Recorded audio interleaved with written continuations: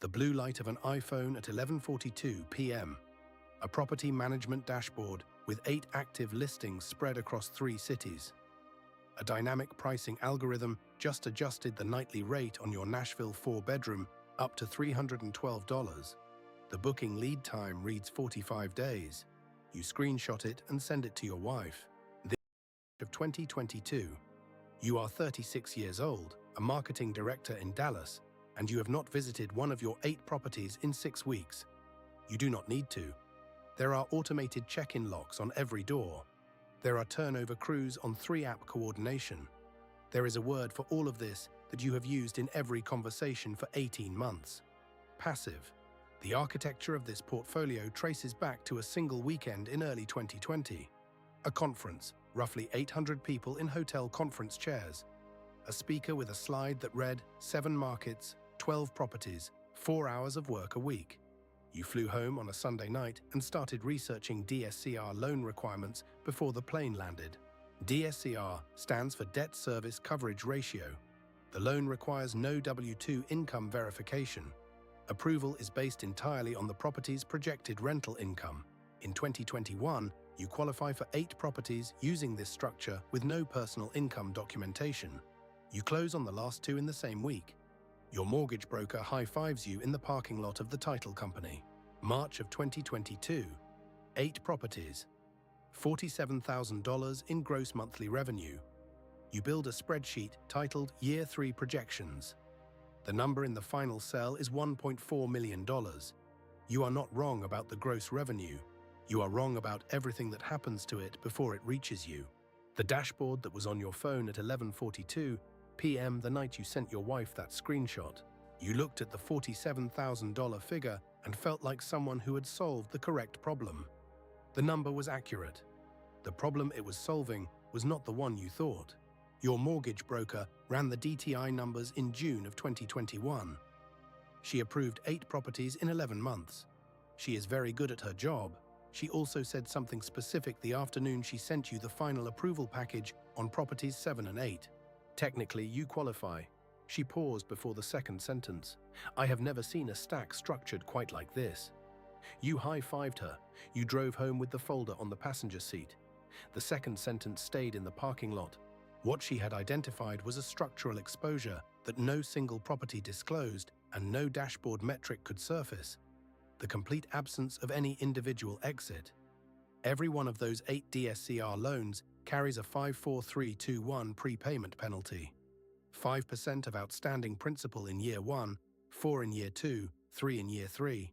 On a $400,000 balance, the year 3 exit fee alone is $14,610. Multiply that across 8 properties and you get an exit cost structure that functions less like a penalty clause and more like a wall. The loans were bundled into mortgage-backed securities the week they closed. The institutional buyers on the other side of that transaction do not negotiate. They are collecting yield. You are providing it. The second warning was not in a loan document. It was in a public record. Nashville's City Council had been running a short-term rental task force since 2021. Their meeting minutes were publicly available on the Metro Nashville government website. The supply data was in those documents. Active listings had grown by 131% year over year by the time your 8th property went live. The city was watching every number you were watching. They were reading it differently. Austin's regulatory posture was equally visible. The ordinance history was public. The hotel occupancy tax structure was 17% of gross bookings, collected and remitted directly by Airbnb starting April 2025. A seasoned real estate CFO looking at your pro forma would have asked one question immediately. Have you modeled the cash flow impact of a 17% top-line deduction in a market where your break-even occupancy is already sitting at the edge of your actual average? You had not. Nobody at the conference had modeled that either. The speaker's slide showed gross revenue. The word net did not appear on that slide. Let us put the actual machine on paper. A single 4-bedroom Nashville property purchased at $500,000 with a 20% down payment. DSCR loan at 6.1%. The gross annual revenue figure that drove the acquisition decision, $55,815. In January, Market-wide average monthly revenue for a 4-bedroom in Nashville is $1,531. The fixed DSCR mortgage payment that same month is $3,030. Before utilities, management fees, or a single cleaning crew, that property is negative $1,499. This is not an outlier month. This is the structural baseline of seasonal hospitality debt. Multiply the single property math across 8 DSCR loans, 8 debt service payments. The mortgage broker was right that you qualified. She was running approvals based on peak season pro formas. January across 8 properties at the actual Nashville market occupancy rate of 15% produces a portfolio-wide gross revenue of roughly $12,248 against a fixed debt service of $24,240. Before anything else leaves the room, here is the full single property reality check year by year. This is the number you need to see before the 8-property version of it arrives.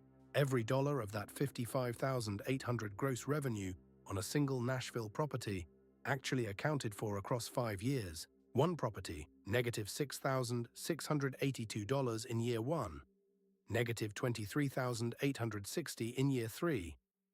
Now run that across 8. The 8-property empire at peak gross was $47,000 a month. The 8-property empire in a year 3 capex cycle across multiple markets simultaneously, with occupancy rates declining in all 3 cities at once, produces a number that does not fit on a conference slide. Month 6, January of 2023. Your portfolio average occupancy has dropped from the peak season 31% to 15% across the board. 8 properties, 8 fixed mortgage payments due on the 1st of the month. Total debt service, $24,240. Total January gross revenue across all 8 properties, approximately $12,000. You transfer $11,200 from your personal savings account to cover the deficit. You tell yourself it is a seasonal adjustment. You have done this calculation before. You knew Nashville had a low season. What you did not model is that all 3 markets have a low season at the same time, with 8 properties drawing against the same personal savings account simultaneously. Your marketing director's salary is $130,000 a year. $11,200 in monthly subsidy is 85% of your net monthly paycheck. Your wife asks if you want to talk about it over dinner. You say it is fine. You say it is a seasonal thing. You say the summer numbers will reset the account. She nods. She has been nodding at seasonal things for 14 months. Month 12, Austin, July 2025.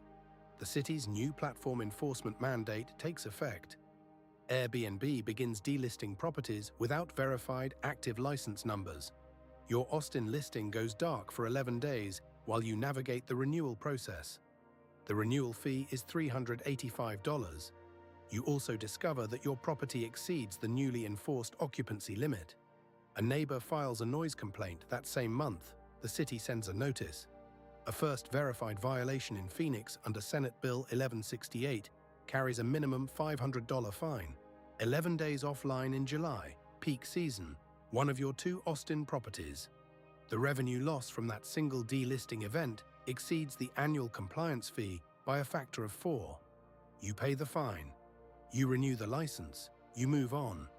What you do not do is model what happens when the July 2026 mandate arrives and platforms are legally required to remove non-compliant listings within 10 days of a city notice. You are operating on a clock you have not set. Month 24. The Nashville market has processed a 131% year-over-year increase in active listings, 4,133 properties competing for the same weekend traveler pool. The dynamic pricing algorithm, the same one that set your rate at $312 on that March night in 2022, is now setting rates based on competitive supply. Your Nashville ADR drops to $248. Your occupancy tracks at 27%. RevPAN, revenue per available night, falls from $96 to $67. The debt service does not move. What actually happens to retail STR operators using DSCR financing across a 60-month window? Month 36. The HVAC unit in your largest Nashville property fails in August. The repair quote is $9,800. The replacement quote is $11,200. You choose replacement. You wire the money from the savings account that has been subsidizing January deficits for 2 years. That account now carries a 4-month reserve instead of a 12-month reserve. It is a Wednesday evening. Your wife is asleep. You are at the kitchen table in Dallas with a laptop and a 12-month rolling cash flow summary across 8 properties. The aggregate net operating position for the trailing 12 months is negative $89,000. You built this portfolio with your W-2 savings, your personal credit, and 2 years of every weekend and most weeknights. The number on the screen says the portfolio has consumed all of it and is asking for more. Month 42. You contact a realtor about listing 3 of the 8 properties. She runs comps. The Phoenix market has softened. The Nashville market has softened. Interest rates have compressed buyer demand. The properties will sell, but not at the prices you need. And the DSCR prepayment penalty in year 3 on a $400,000 outstanding balance is $14,610 per property. 3 properties at 3%. $43,830 in exit fees. Paid at closing, before commissions, before closing costs. You cannot afford to sell your way out. Here is the thing about the regulatory window you are operating inside. You knew it was closing. In year 2, you read the Nashville task force reports. You tracked the Austin ordinance timeline. You told yourself you would exit before the window fully closed. You calculated you had 18 more months of the favorable environment. You were off by about 14 months. That is not ignorance. That is a bet that did not clear. The numbers you built the business plan on versus the numbers the business plan actually produced. Month 48. You stop trying to sell. You convert 3 of the 8 properties to long-term leases. The monthly rental income covers roughly 70% of the DSCR payment on each converted unit. You are now subsidizing the remaining 30% indefinitely with your W-2 salary. The passive income portfolio has become a second job that pays negative $11,200 a month at current structure. The conference speaker's slide is still saved in your screenshots folder. The 18% who are still operating their original strategy at year 5 are not operating the same strategy you built in 2021. The market separated them from the first week. Here is what that separation actually looked like in the data. 2 outcomes inside the same market, the same cities, and the same regulatory environment. The conference speaker built his portfolio between 2017 and 2019. He exited in 2021 at peak valuation. He was not teaching you a replicable system. He was describing the conditions that had already closed behind him. You were building in 2021 with 2017 assumptions. The Nashville City Council published those task force reports in 2021.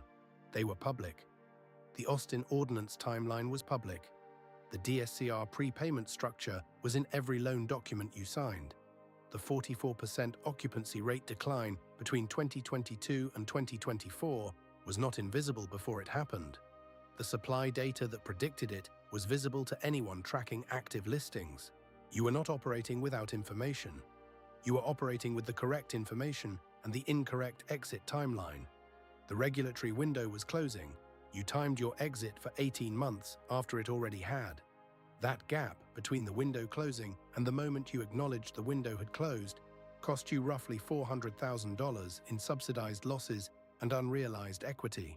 The next time someone shows you a gross revenue number at a conference, or on a webinar, or in a social media caption, there is one question that has nothing to do with the market, the algorithm, or the regulatory environment. What is the specific date on which the favorable conditions that produce this number are scheduled to change? And have you already built that date into your exit plan? Because if you have not, you are not investing in the asset. You are betting on the window, and every window in every market, in every asset class, has a closing date that someone else already knows and is not leading with at the conference.